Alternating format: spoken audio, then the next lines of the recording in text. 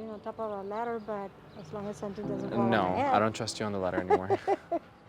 Adrian is a wonderful, I always gonna say kid, because he's always gonna be my kid.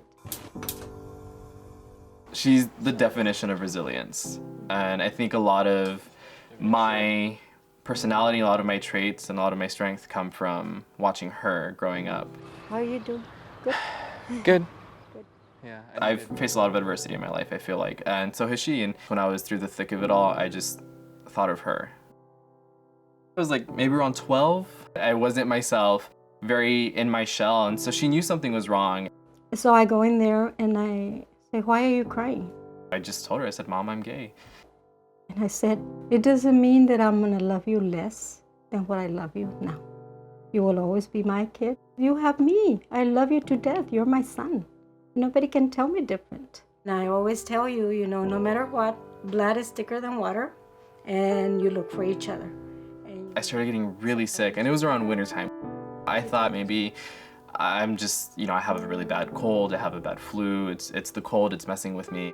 The nurse said, we're gonna run some tests on you. And then he said, have you ever been tested for HIV? We actually found out that I had received a diagnosis of AIDS. My T-cell count was at about 20, and my viral load was just through the roof. I was really sick. I was in the hospital for about 2 weeks, and it was hell. It was the worst thing I've ever been through. But the whole time, my mom was there. As soon as I heard the nurse say it, I said, what? I couldn't say anything. I was in shock. I didn't know about AIDS. I heard about it, but I wasn't educated on it. And I remember holding him tight and saying, we're gonna be okay. There's treatments. I don't know a lot about it, but we're gonna pull this together. I'm gonna be there for you no matter what. God doesn't give us what we cannot handle. And for a reason, He gave me Adrian. It says, because this person can handle it. This person is gonna be there for him.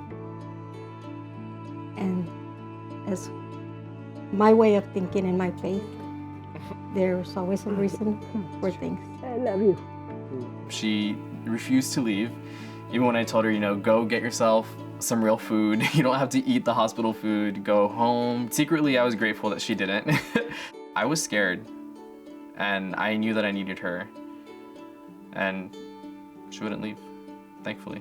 Once I got him home, he had an appointment right away. I said, I'll go with you to every single appointment because I want to know.